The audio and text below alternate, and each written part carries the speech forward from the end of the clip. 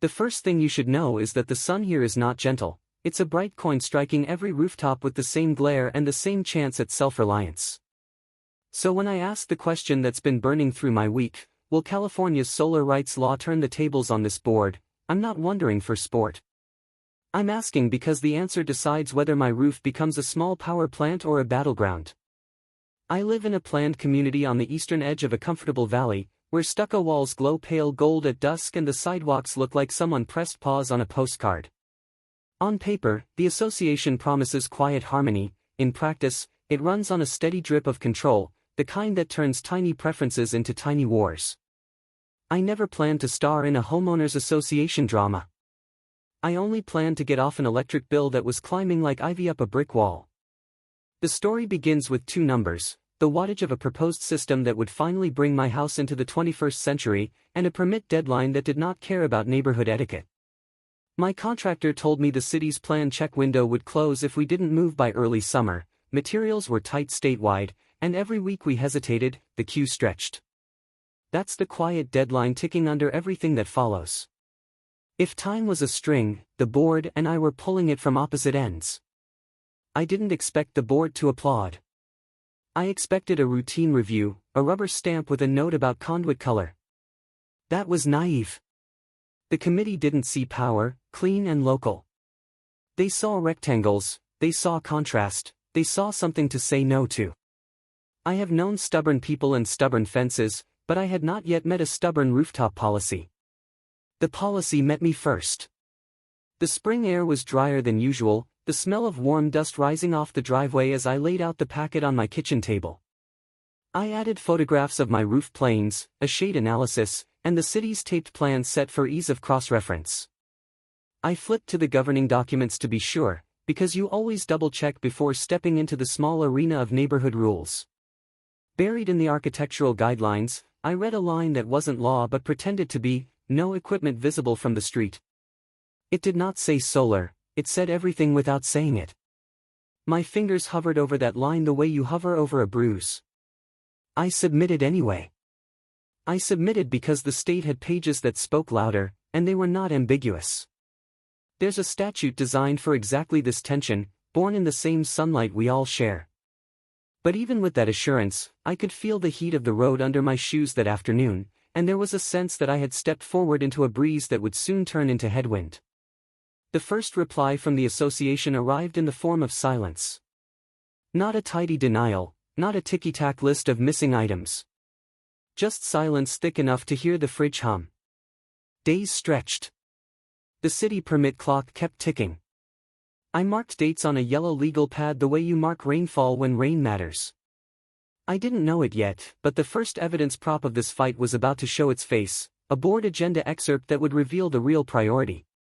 It listed lawns, seasonal flags, mailbox paint, and one line tucked near the end: aesthetics, solar visibility issue. That single line wasn't a decision, but it told me what lane they were planning to race in. By the time I learned about the agenda, the sun had already set behind the foothills, and porch lights blinked on one by one, like a reluctant constellation. A deadline was now a character, not just a date, and if the board stalled long enough, the permit window would slam shut before I could even lift a panel. Let me set the ground for you before the board charges in. Our neighborhood is suspiciously uniform from curb level. Corners posted with tidy signs, speed humps soft as waves. The HOA newsletter smiles with clip art suns and exclamation points, but the rules speak a different language once you're inside the fine print. Everyone knows the president by her initial, J, and the treasurer by his title, never his name, because formalities here are armor. There's also the neighbor who watches from the shade of a queen palm with a careful glare you can feel on the back of your neck. Around this channel, you might call her the Karen neighbor drama archetype, but I won't use labels. I'll just say some people like power more than quiet. The board's architectural packet is a rite of passage. You print a dozen pages, sign a half-dozen lines, and then you go hunting for signatures that say your change will not offend the ghosts of beige stucco. For most residents, it's fences and patio covers and the shade of pebble on a mailbox. The committee lives for pebble shades. They do not live for modern equipment that outshines their preferences. When you submit solar, the packet feels heavier, as if paper can feel dread. The second prop in this story hides not in the architectural packet but in the bylaws in a section most people never reach, our CCR Section 4.3 Mailbox Rule. That line declares that when you deliver documents to the association's official box, the clock of receipt starts whether or not anyone empties it that hour. It is the kind of detail that sounds like trivia until timing becomes a weapon. I didn't discover it for comfort, I discovered it out of habit. I read because I've learned the board prefers residents who don't. When I filed my application, I included a rendering of the array on the west-facing roof, showing low-profile black frames, flush mounts, and hidden conduit. The contractor planned a neat inverter placement on the east wall behind a shrub screen. I measured everything twice. I kept the array away from the ridge lines the committee likes to obsess over. I thought I was handing them a peace offering. Weeks pass strangely when you're waiting for a group of volunteers to decide the shape of your future. The calendar claimed only 14 days from submission to decision, but the calendar in my chest stretched and snapped. I checked the mailbox rule just to calm myself. I could almost hear the hollow thud of envelopes inside the metal slot when I pictured the documents dropping in. That sound matters because delays matter. The first ripple of conflict didn't start with a letter. It began with rumors, a neighbor's casual mention that the committee had chatted about visibility from curb line, followed by someone else's observation that flat black still reflects at certain angles. No one was in charge of these rumors, but they rode the heat like shimmer, and by the time they reached me, they sounded like decisions dressed as gossip. I kept notes. I kept notes the way some people keep recipes. Dates, names, brief descriptions of what I heard and from whom. I did this not because I wanted to build a case that day, but because I sensed I might someday need to remember exactly when the breeze had turned to wind. The theme of our neighborhood is harmony, the reality is play acting. Harmony is impossible when one group keeps changing the key. By the end of April, the association had still not issued a formal decision. I could see my electric meter spin madly in the afternoon, a tiny wheel lit by sun and contradiction. The contractor sent a polite check-in to ask whether the city slot was still safe. I took a slow walk at dusk, listening to the sprinkler hiss from across the street and the soft scrape of a rake, and tried to decide whether to send a reminder or a warning. Neither felt right. I sent a nudge instead. I referenced the mailbox rule because once you acknowledge it, timelines start to behave. The board's silence finally broke with a terse notice on letterhead, the kind that seems designed to feel heavy even when it weighs almost nothing. It said the committee needed more time due to community standards regarding visibility. It also requested additional photographs from the sidewalk, as if moving one step to the left would alter the physics of sunlight. The date on the notice mattered more than the words. That envelope was stamped 3 days after the official decision window closed. I made a copy and tucked it behind a tab in a binder labeled Rooftop. That binder would grow like ivy, too. I try not to be petty, but I promised you a petty, suspenseful tone, so I'll admit I took a certain small pride in snapping a clear photo of that postmark. If timing was a rope, I had found a knot. The next afternoon smelled like warm jasmine and hot asphalt, and I told myself the request for more photos wasn't the end, it was an opening.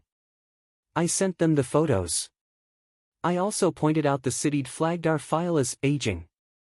The city won't babysit our neighborhood politics, but it will move on if the sands keep falling. The solar plan was now a race between two clocks.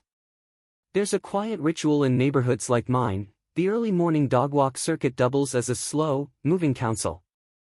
People share small updates with the cadence of weather talk.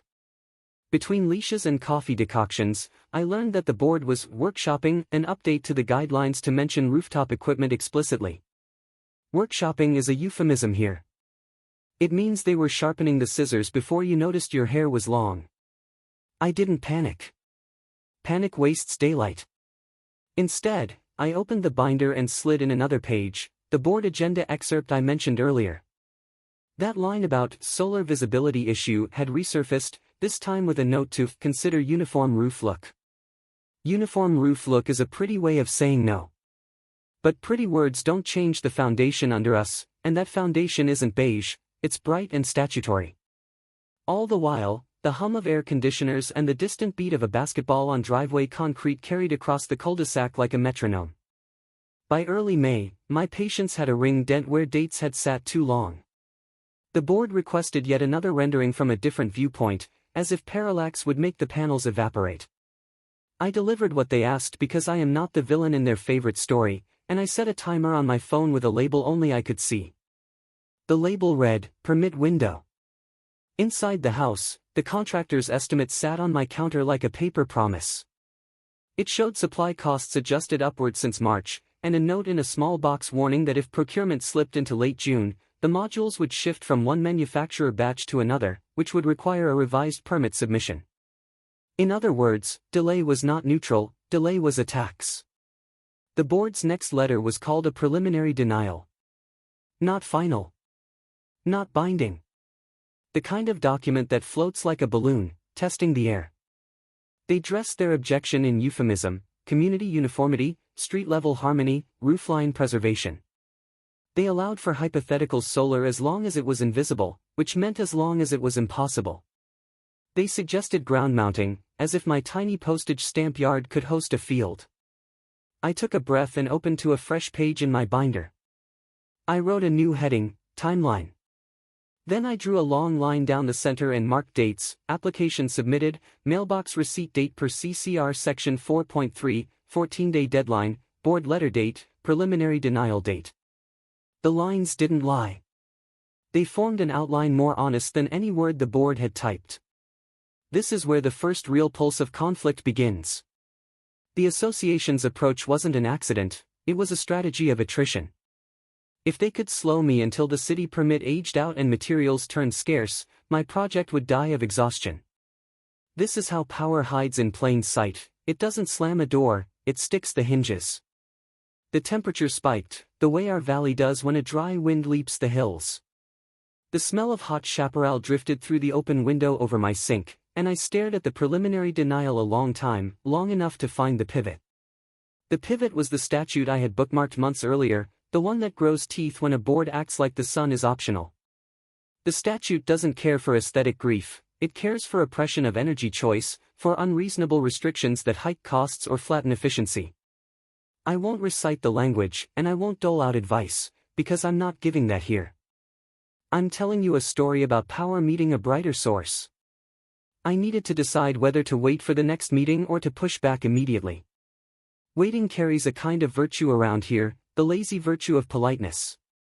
Politeness would cost me weeks. I drafted a firm response that explained where timeline and authority actually lived. I included a copy of the stamped envelope dates and a summary table of performance losses their suggested relocation would cause. I kept it factual and dry. Factual and dry travels farther than anger. Somewhere between the plans set and my patience, a line crossed. I realized the board wasn't merely shielding neighbors from a supposed eyesore. They were asserting their preference as supremacy. That's not governance. That's vanity with a seal. Before I explain how the next act breaks open, I'll place a small, sharp pin where it belongs. The permit window would slam shut on the first Monday of June if nothing changed, and the contractor's hold deposit would go hard that same week, lose the slot and I'd pay more and wait longer, a deadline that turned silence into a weapon with a ticking fuse. The evening before I mailed my response, the sky above our street blushed orange and purple, and a neighbor rolled their garbage can down the curb with a hollow clatter that echoed up the block. It sounded like a gavel, a small plastic gavel, and it felt like a cue to move. I mailed my response the next morning before the sun had fully burned the haze off the foothills, the binder open on the passenger seat like a quiet passenger that never blinked. The packet included the timeline I'd charted, the postmark photo, and a short summary of performance losses their alternate placements would force. I slid a duplicate into the association's box and logged the hour against our mailbox rule. When I turned the key at home, a lawnmower droned 2 blocks over, a steady burr that felt like the sound of time itself being shaved down. I didn't expect an apology. I expected a move. And I got one. The association announced a special architectural review, an extra meeting announced with a single page that made my panels sound like a neighborhood referendum. There were no names attached, only titles, and titles are perfect masks. The page framed uniform roof look as a community value, the kind of phrase that can be used to cover anything unsightly, including overreach. I prepped as if the review were a performance, which in a way it was.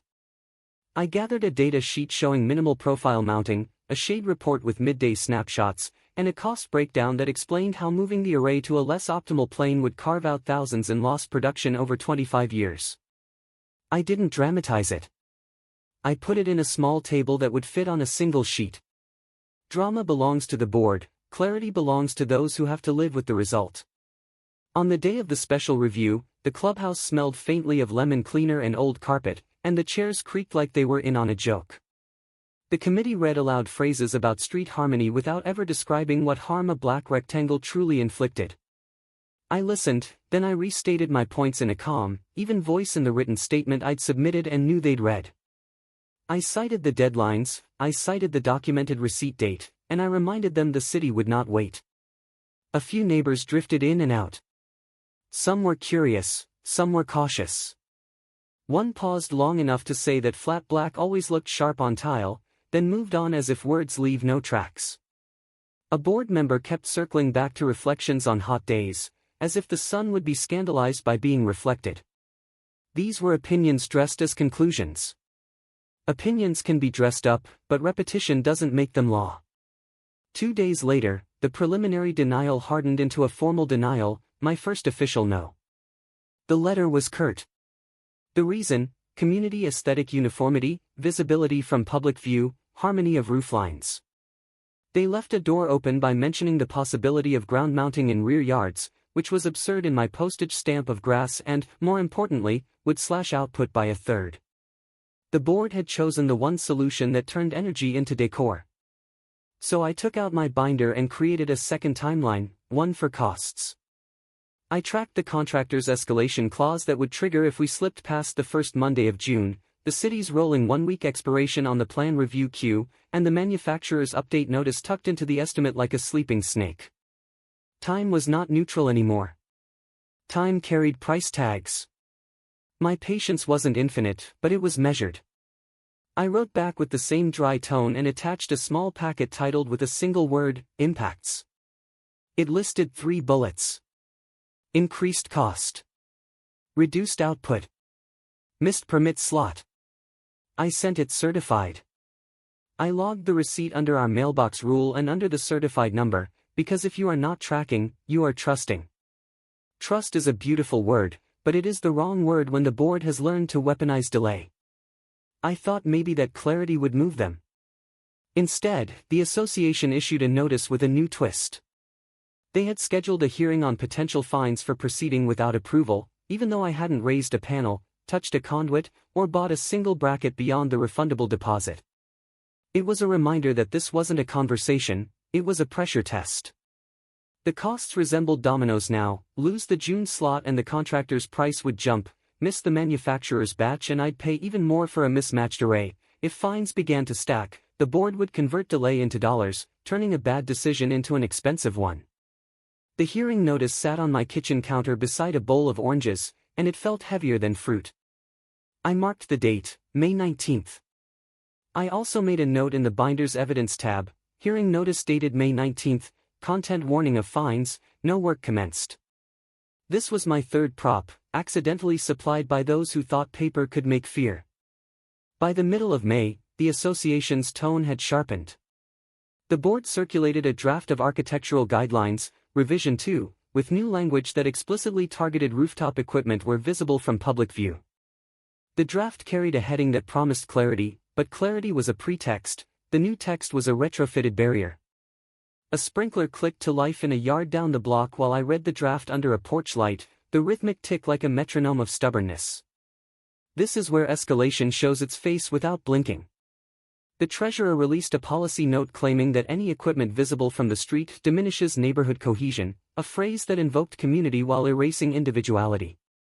The board hinted they might levy a review fee for resubmissions after June 1st, which would make their delay even more profitable. I recognized the tactic. If they could push me into the next calendar page, they could charge me for their obstruction. In neighborhoods like ours, control often arrives on letterhead. They also slid a thin envelope into my box labeled Final Notice dated May 12th, never mind that it arrived on May 16th, and it stated that if I didn't withdraw my application or accept a ground mount, the association would begin assessing a weekly penalty for administrative oversight costs. That's not a law, that's theater. Still, theater can scare an audience if the lights are right. I felt the heat kick against the kitchen windows that afternoon. The forecast had promised a dry wind, and it delivered. I answered with a packet that was neither meek nor loud. I included the final notice dated May 12th in a section labeled Chronology Discrepancies, with a note about the date stamp. I included the board agenda excerpt where solar visibility issue had appeared weeks before, to show that this wasn't about process, it was about preference. I included a one-page impact chart that looked boring and was therefore hard to argue with. I also took a quiet step the board couldn't see. I prepared a set of documents that organized everything I would need if the tug-of-war crossed the line into a place where silence isn't allowed. I printed the certified mail receipts, clipped them in order, and created a cover index. I am not a courtroom, and I am not giving advice, but paper has its own kind of electricity when gathered properly. You could feel it when you tapped the stack, it thumped like a heartbeat. Neighbors noticed the temperature of the conflict rising. A few asked whether I really needed the array on the front-facing plane, which is how you know the board's words had started to color the air. I explained the simple math of production and cost without preaching. One nodded slowly, like someone listening to the ocean in a shell, and then said that the board had shown off a mock-up with shining panels placed at odd angles, as if bad design were proof. That told me the committee wasn't arguing with my plan, they were arguing with a cartoon. The board set the hearing for the late afternoon in the clubhouse. The chairs were the same. The lemon cleaner was stronger. The association framed the event as a chance to resolve a disagreement. Resolve, in their language, meant surrender. I sat with my binder and steady hands. When they recited lines about uniformity, I glanced at the draft guideline in my folder and at the timing of its distribution. It was a kind of magic trick. Announce a rule while pretending it had always existed. After the hearing, I returned home to find an envelope tucked into the door trim, a list of demands. Rear out conduits along a rear wall that doesn't exist. Install a smaller array that would never pay for itself. Pay a fee for a second review even though the first had never adhered to timelines. And, most menacingly, a sentence that warned they would consider additional action if exterior equipment appeared before approval. The vague threat was the point. The afternoon stretched, cicadas droning from the scrub behind the development. I stared at the letter and found a simple truth sitting under all the words like bedrock: the association had shifted from process to punishment. They had traded governance for posture. And posture can be tipped. If the board tried to convert their posture into penalties, they'd risk a different kind of cost, the kind that attaches to those who dress power in new rules just to block a lawful change. That bill doesn't arrive on letterhead, and it doesn't come cheap. I'm not someone who loves a fight. I'm someone who loves a plan. So I looked at my plan and saw it had 2 tracks. 1. Keep the city permit alive. 2. Arrange the papers in a way that turns posture into evidence. I emailed the contractor to confirm the June slot and asked for a simple one-page schedule that showed equipment procurement benchmarks. The document wasn't dramatic, but it did something vital. It tied dates to physical steps in the world, not to somebody's idea of beauty. Late May arrived with long shadows by dinnertime and a streetlight that buzzed low like a sleepy hornet. The association's revision vote neared, and rumor said it would pass because few people show up to oppose aesthetic language that sounds soft. A soft word can cut just as deep. I knew that if the revision passed, the board would use it to claim they'd simply enforced what had always been the standard, even though the dates would tell another story. I spent an evening sorting the binder into neat sections like a surgical tray. Timeline. Cost impacts. City communications. Association communications. Clippings with dates visible. I added one more section, remedies. I did not write a lecture there. I only wrote a list of what anyone might request when paper games interfere with real projects: timely decisions, relief from unreasonable restrictions, the chance to proceed while a dispute is sorted. I wrote those words because it calmed me to remember that paper cuts can be bandaged by more paper, the kind with seal and stamp. That same night, I received an email from management, a short message that confirmed receipt of my last packet but refused to acknowledge the postmarks. I printed it and clipped it behind the hearing notice. The email's time stamp mattered more than its content, because it undercut the fiction of when they'd read my file. In neighborhoods like this, clocks tell better stories than people do. The next morning, the contractor texted a quiet status that the modules were within reach if procurement began by June 3rd. That date rang in my head like a bell. I penciled it next to the city's Plan Q note, then I sketched a calendar week with arrows. If the board pushed one more week, they might not just win a delay, they could force my hand into canceling. That felt like the goal, not compromise, but capitulation. I decided to call something what it was. The association had tried to edit history by editing guidelines. The denial had arrived after the timeline. The final notice's date had slipped. The hearing threatened fines for work that hadn't begun. When a pattern shows its face, you stop pretending it's fog. The board stalled, then wrote new words to match the stall, then tried to make the stall expensive. My project had a calendar, theirs had a mirror. The vote on the revision happened on a warm Thursday with a breeze that smelled like cut grass.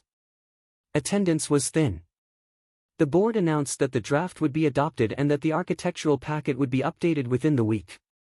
A neighbor later told me that the president smiled when she said it, the small smile of someone who has mistaken quiet for consent. Quiet is not consent. Quiet is preparation.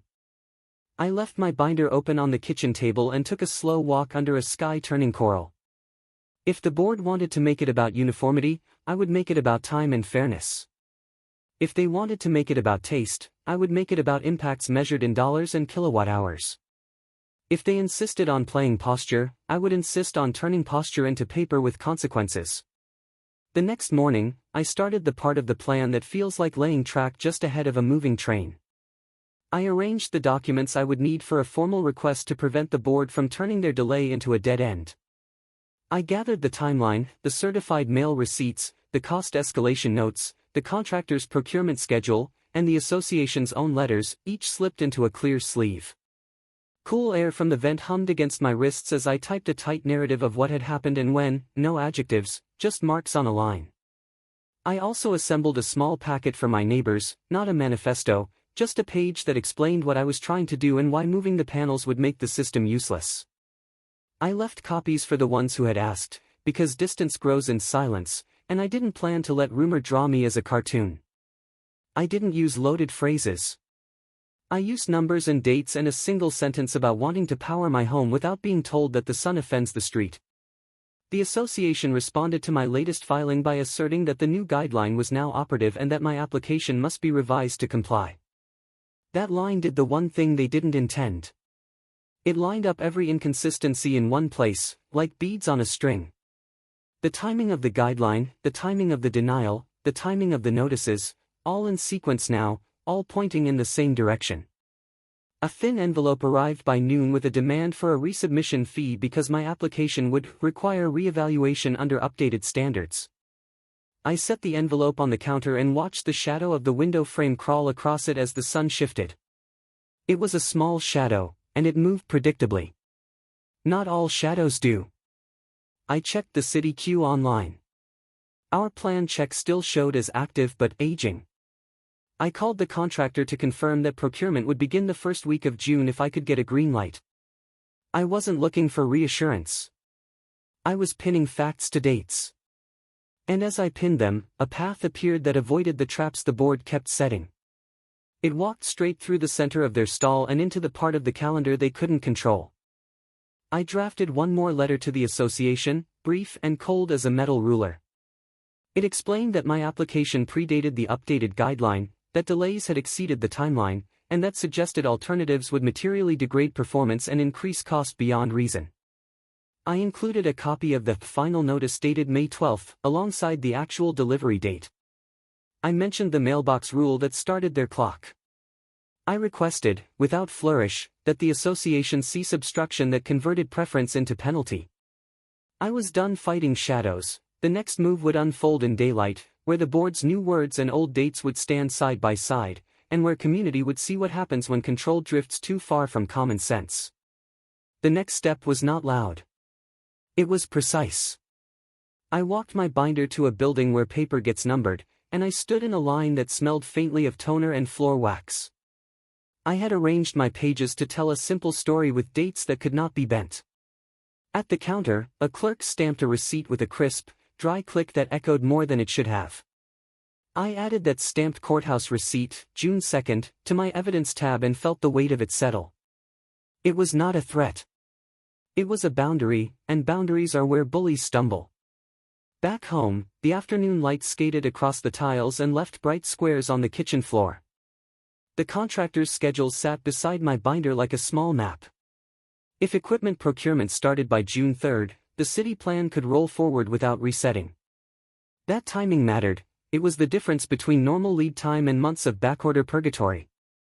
I sent the association a final pre-action packet with the timeline, the mailbox rule dates, the final notice dated May 12th versus its May 16th delivery, and the special review minutes where solar visibility issue appeared without a standard to back it. No rhetoric. Just paper and sequence. The board responded with a line that said no more than their last no, dressed in a fresh heading. Uniform roof look. Public view. Resubmission fee. It read like a script that had never met a calendar. I filed the letter, not because I wanted more paper, but because the pattern itself was the point. I slept lightly that night. The sprinklers clicked on at 4 a.m., and their metallic rhythm tapped the window screen like fingernails. Dawn arrived thin and silver, and with it the quiet steadiness of a plan that had left fear at the curb. Around 31 minutes into this saga, the stakes stopped being private. Daylight would carry every misstep into the open, and if the board's posture buckled in front of neighbors and a timeline that doesn't lie, the social shame would stick longer than any fee. The association's management sent a morning email at 7:14 a.m. acknowledging receipt of my packet and reciting that any rooftop equipment visible from public view remained prohibited. I printed it with the time stamp bold at the top. That time stamp would sit 2 pages away from the stamped courthouse receipt.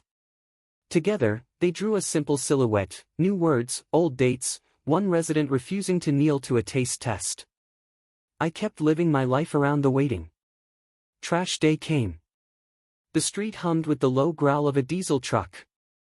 A neighbor waved with 2 fingers and looked away, as if friendliness might be held against him later. The sky bleached white by noon. I watered the shrubs and thought about how power looks like a privilege until you're the one asked to give it up because someone else prefers an empty roofline. When the day finally arrived to test whether paper could become spine, it was a bright Thursday, the kind that makes asphalt shine. The clubhouse was too small for the quiet crowd that trickled in, but it served its purpose. The association had chosen its lines weeks ago. Mine were simpler. The binder opened with 3 sections: timeline, impacts, discrepancies. I had placed the board agenda excerpt and CCR section 4.3 mailbox rule on facing pages so that anyone could see what clock mattered and how it had been ignored. I narrated the sequence in a ComArc application filed and received. 14-day window elapsed. Preliminary denial after the clock, not before. Final notice dated May 12th, delivered May 16th. Draft guideline created after my application and held up as if it were ancient stone. Impacts quantified: reduced output if moved, cost escalation if delayed, lost permit slot if forced to start over. No speeches. No accusations. Only the geometry of dates aligned with decisions. The board repeated its favorite phrase about roofline harmony, but harmony has no teeth against a documented timeline. Neighbors shifted in their chairs. Someone cleared a throat at the mention of the mailbox rule, that quiet line that turns receipt into a starting gun whether anyone likes the sound or not. A murmur moved through the room when I held up the envelope with the May 12th heading and pointed at the May 16th postmark. Paper can blush people more effectively than insults. If the association tried to enforce its fresh guideline against a filed application and to fine me for equipment I hadn't installed, they wouldn't just lose face, they'd walk toward a legal consequence that can't be softened with newsletter smiles. A representative at the table glanced down at the minutes from the special review where solar visibility issue first appeared weeks ago. That single line, once harmless, now looked like a breadcrumb trail to a foregone conclusion. I didn't need to describe intent, the sequence did it for me. The air felt cooler suddenly, though the room temperature hadn't changed. Sometimes consequence lowers the thermostat before anyone admits it's arrived. We took a short break while the board huddled in the hallway. Outside, the breeze carried the dry scent of sun-baked bark and cut grass. A neighbor stepped out, looked at me as if seeing me for the first time as more than a roomer, and nodded once, small and tight. I nodded back. No words. None were needed. Inside, the board returned with a face-saving statement about revisiting my application under standards existing at the time of submission. The treasurer's expression tightened at the phrase existing at the time. The president's smile was thinner, less certain. They announced that any proposed relocation must not reduce efficiency below a reasonable threshold and that review fees would be waived. It was a pivot without an apology, a retreat hidden inside bureaucratic phrasing. I slipped their statement into my binder behind the stamped receipt and the hearing notice. I'm not unkind, but I am thorough. What remained was the permit slot and the procurement clock. Those were not theater. Those were bolts and brackets and pallets on a truck. The contractor confirmed, in a line as brief as a breath, that ordering could begin. I gave a simple green light. I kept my roof empty of equipment while the city finalized the plan check, because I wasn't going to gift the board a photo they could misunderstand. My patience had paid for a new path, and I wasn't about to spend it foolishly. When the plan check cleared, the email arrived with a straightforward line and an attachment. I printed it and placed it under a tab labeled City. It felt like sliding a final puzzle piece into place and finding the picture matched the box. There were still inspections ahead, still steps on ladders and conduit to paint, but the largest barrier had been paper and posture, and that barrier had cracked. Installation day began with the sound of ratcheting metal and the clean, bright click of rails finding true. The morning light ran in sheets across the tiles. Workers moved like a calm choreography, measured, deliberate, a tray of dark rectangles waiting their turn. I stayed out of the way and kept a quiet watch, coffee warm in my palm. I thought about how a month of delay had been justified as harmony and had nearly turned into a denial of choice. Choice wears a small cape when you see it from outside, it looks bigger when it lands on your roof. The association tried one last reach, a note slid into the box asking for confirmation that exterior equipment will not be visible from the street. I answered with something better than a promise. I answered with facts. Low-profile black frames. Flush mounts. Conduit painted to match. A neat inverter tucked where shrub and wall met. Compliance with existing fire setbacks and ridge clearances. Nothing defiant. Everything competent. When the final modules settled into place, a quiet cheer rose from my chest that I did not release. The sun touched each panel like a pianist testing keys. By early afternoon, the system ran its first lines of power into the home, a silent river you could not see but could feel if you watched the meter spin differently. A hush fell over the street as the wind paused. Even the leaves seemed to sleep. By the end of the week, the city inspection tag hung crisp and white, its print sharp as a pressed collar. I slid a photograph of that tag into my binder. By then, the association had already pivoted in their newsletter to celebrate sustainable choices made with neighborly consideration, as if they had always been clapping from the sidelines. I didn't need credit.